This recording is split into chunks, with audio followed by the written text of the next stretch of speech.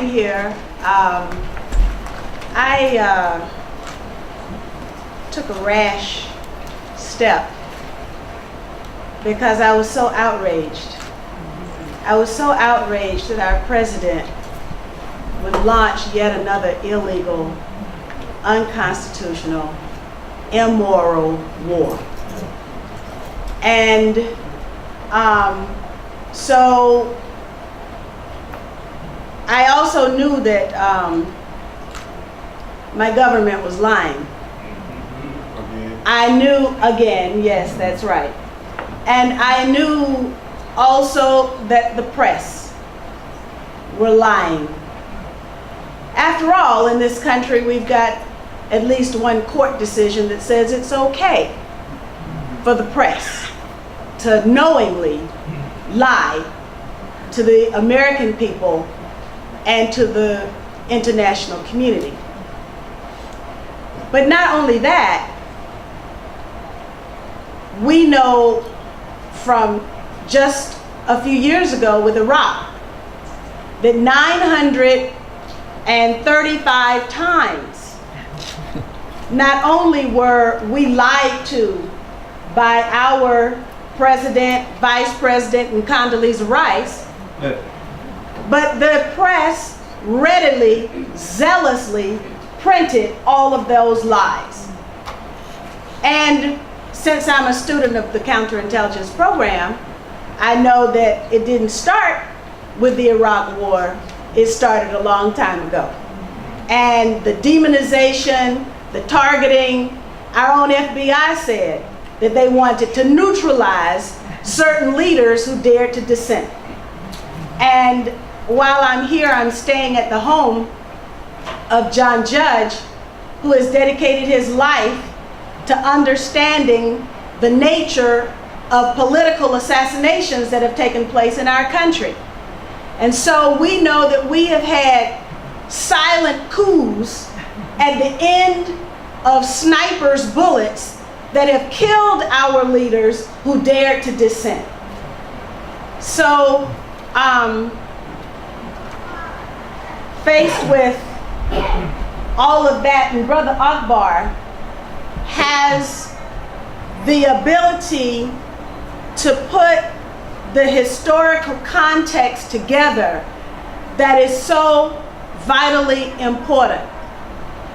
Black America has been extremely supportive of our president. Yes. But not in this case. Right. A line has been drawn in the sand with respect to our president bombing Africa. Right.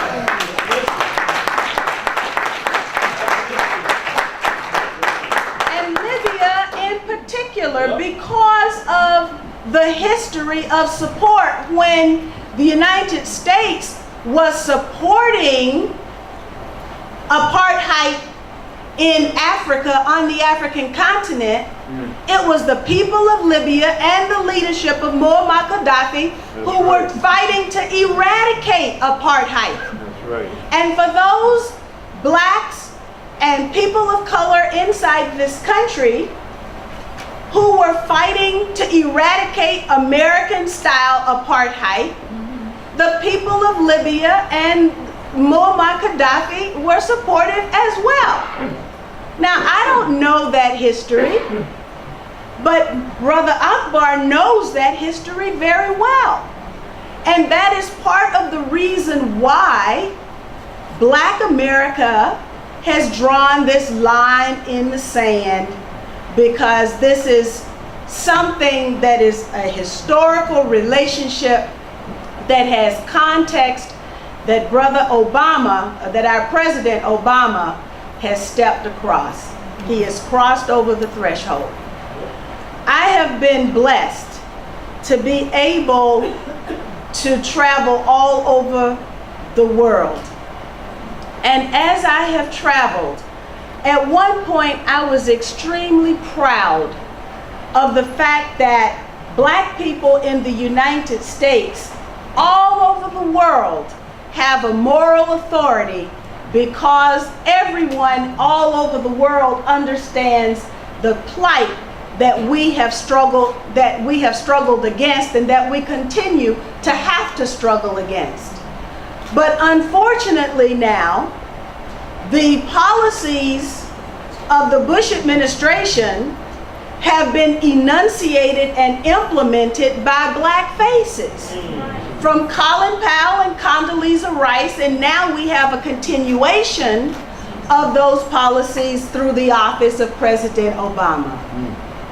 So I am directly impacted negatively by the actions of these black people who have decided that they would cast their lot with warmongers, war criminals, and people who peddle in death and destruction.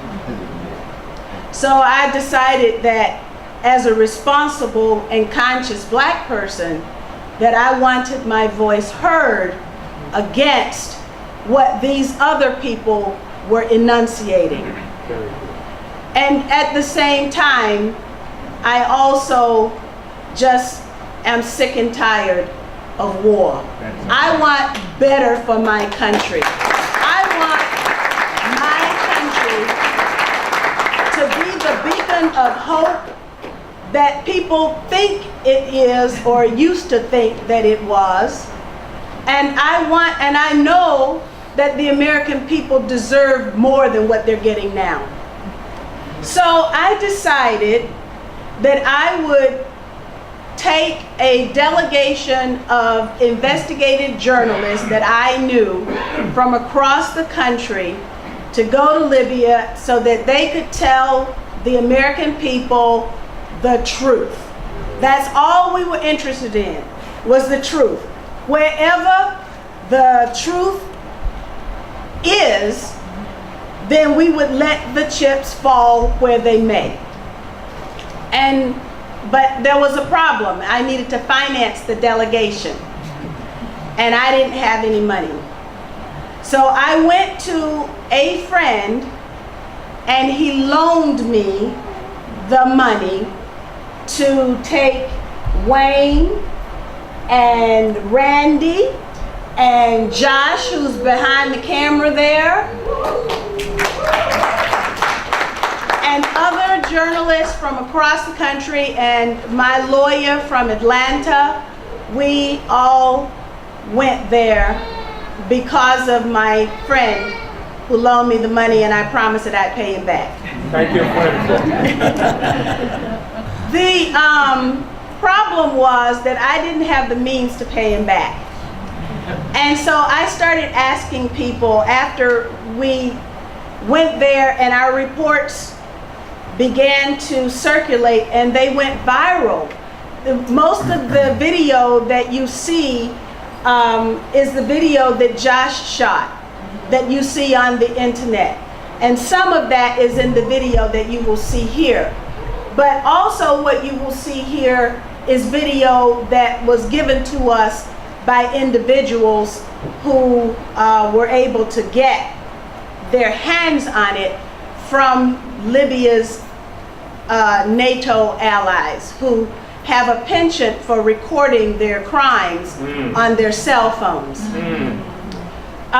So when I was appealing for how was I going to pay my friend back, Answer actually answered the call and put together this series of events so that we could raise money from interested people, so that people who appreciate having the information.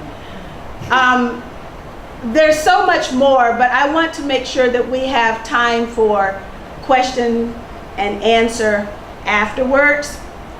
So maybe I'll tell one story that I've told. I thought Randy was going to talk a little bit more about the targeting of blacks. Blacks, Libyans of darker skin. Now, approximately 50% of Libya looks like me.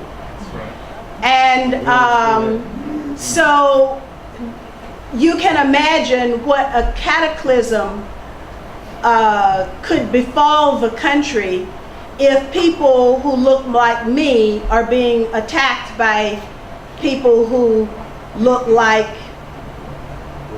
Gaddafi, you know, of that skin color. So you've got a country now that's being divided along skin color in Africa. I mean, it's a conundrum. It doesn't even make sense. But this is the kind of thing that happens, and so now people who look like me walk the streets in fear. And many of them left because they were afraid. One soldier who was in the eastern part of the country was targeted for the color of his skin. The NATO allies, Libyan NATO allies, which are called the rebels, used his cell phone, called his family, and told them to watch Al Jazeera because they were going to see what they did to their loved one. And when they watched Al Jazeera, they saw their loved one, their family member, tortured and hanged. And actually, I think that image went around the world of the soldier who was hanged. Well, I visited his family. I went to his home. I met his mother and his brothers who spoke to the rebels and pleaded with the rebels to not do any harm to him because he was a Libyan. The rebels were accusing him of being an African mercenary. The other thing I would say, the name I did not call, the first person who mentioned the word mercenary, to my knowledge, was Susan Rice, who is the U.S. ambassador to the United Nations, in her remarks at the passage of the UN Security Council resolution. So you could say that our country is responsible for introducing this Willie Horton type of politics onto the African continent, which is shameful and it's very sad.